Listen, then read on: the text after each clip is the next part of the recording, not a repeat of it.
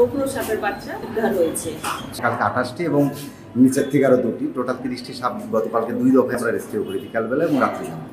পাম্পের মোটর রুমে খোলস দেখে কিছুটা সন্দেহ হয়েছিল। সন্দেহ বাস্তবে পরিণত হয় দুটি বাচ্চাকে দেখার পরই।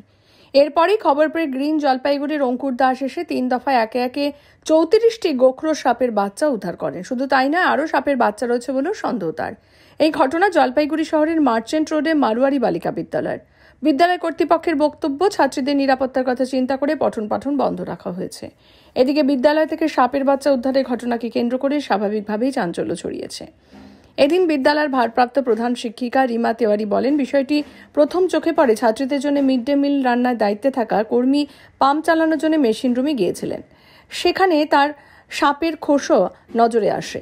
এরপরে সেখানেই তিনি সাপের 2-3টি বাচ্চাও দেখতে পান। বিষয়টি তার কাছ থেকে জানার পরই খবর দেওয়া হয় গ্রিন জলপাইগুড়ি স্বেচ্ছাসেবী সংগঠনকে। রিমা তেওয়ারি বলেন, গতকাল থেকে এখন পর্যন্ত 34টি সাপের বাচ্চা উদ্ধার করেছেন অঙ্কুর বাবু।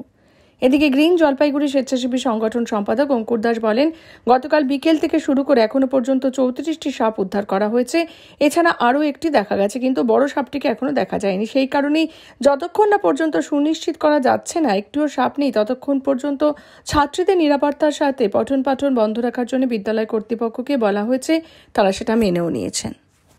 আমাদের স্কুল জলপাইগুড়ি মারোয়ারি বালিকা বিদ্যালয় থেকে কালকে থেকে সাপের বাচ্চা, গোখরো সাপের বাচ্চা উদ্ধার হয়েছে। ঘুরে এসছে এটা তো বলা মুশকিল, কেননা নালান থাকে, পাইপলাইন্স গুলো ভিতর থেকে থাকে। এখন এদের তো বলা মুশকিল যে কোথা থেকে ঢুকবে আর কোথা থেকে বেরোবে, কারণ এদের তো ছোটখাটো ফুটো হলেও বেরোয় যায়, ঢুকে যায়। বলছি ম্যাডাম, কি করে নজরে আসলো প্রথমে এই বিষয়টি? অ্যাকচুয়ালি আমাদের মিড ডে মিলের যে দিদি রান্না করেন, উনি এসেছিলেন পাম্প চালাতে। পাম্প চালাতে এসে দেখলেন খোলসটা, তারপরে পাম্পটা অন করার পর দেখলেন হয়তো পাম্প গরম হয়ে যায় চালানোর পর। তারপরে উনি সরিয়ে লাইট জ্বালিয়ে দেখেন সাপের 2-3টা বাচ্চা ওখানে ঘুরছে। তারপরে তো আমাদের আবার গ্রিন জলপাইগুড়িতে অঙ্কুরদাকে খবর দেওয়া হলো, উনি সাথে সাথে ছুটে এসছেন। আসার পর কালকে কিছুটা উদ্ধার হয়েছে, আজকে কিছুটা উদ্ধার হচ্ছে, এখনো চলছে উদ্ধার কাজ। কি সাপ উদ্ধার হচ্ছে এগুলো? এখনো কতগুলো উদ্ধার হয়েছে? কালকে প্রায় 30টা ছিল, আজকে 6-7টার মধ্যে প্রায় এখন পর্যন্ত টোটাল 35টা উদ্ধার হয়েছে। আচ্ছা, সব কি বাচ্চা? হ্যাঁ, সব বাচ্চা। মানে যে বয়স্ক মা বলতে ও এখনো মানে তার হাদিস পাওয়া যাচ্ছে না যে কোথায় আছে, কোন দিকে আছে। আপনারা কি চিন্তিত বা আতঙ্কিত এরকম একটা ঘটনায়?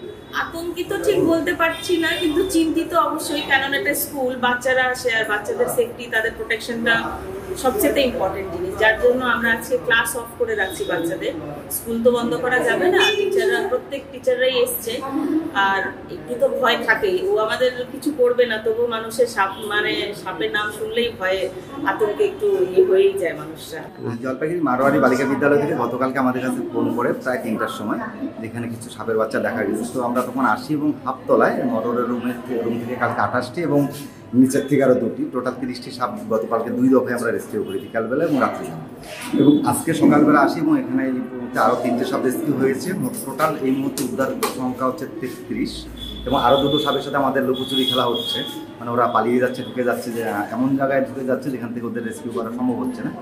তো টোটাল 35টা আমরা টেস্ট করতে পেরেছি, 33টা রেস্কিউ করেছি এবং মাকে দেখা যায়নি, চেষ্টা হচ্ছে। এবং দিদিমণিদেরকে আমরা আবেদন জানিয়েছি যে এই বাচ্চাদের মানে স্কুলের স্টুডেন্টদের নিরাপত্তার সাথে যতক্ষণ পর্যন্ত আমরা কনফার্ম না হচ্ছি যে আর সাপ নেই, ততক্ষণ পর্যন্ত স্কুলটা বন্ধ রাখছে। সেই ক্ষেত্রে 3 দিনও রাখতে। বলছি, স্কুলের ভিতরে এতগুলো সাপ কি করে আসলো বা কি ব্যাপার জানতে পারলেন? দেখুন, আমাদের পরিবেশের বিভিন্নভাবে তো নষ্ট হচ্ছে। আশপাশে ইটের পরে ইট দিয়ে তৈরি বিল্ডিং হচ্ছে, চারদিকে এত ভাঙাভাঙি হচ্ছে এবং সাপদের বাসস্থানগুলো নষ্ট হচ্ছে। এবং আশ্চর্যজনক বিষয় যে হাফতলায় মোটরের রুমে গিয়ে ওরা আশ্রয় নিয়েছে, যেখানে ওরা বেশিরভাগই গোখরো সাপ নিচে মানে গ্রাউন্ড ফ্লোরে বা করতে ডিম পারে, বা মানে একতলায় কথা থাকে ওরা। এখানে হাফতলা বা দোতলার কাছাকাছি যে গিয়ে ডিম পাচ্ছে বা সেই ডিমটাকে বাচ্চা ফুটিয়েছে, এটা সত্যি আশ্চর্যজনক। এবং আশপাশে তাদের বাস্তুতন্ত্র নষ্ট হচ্ছে বলে এটা সমস্যা হচ্ছে।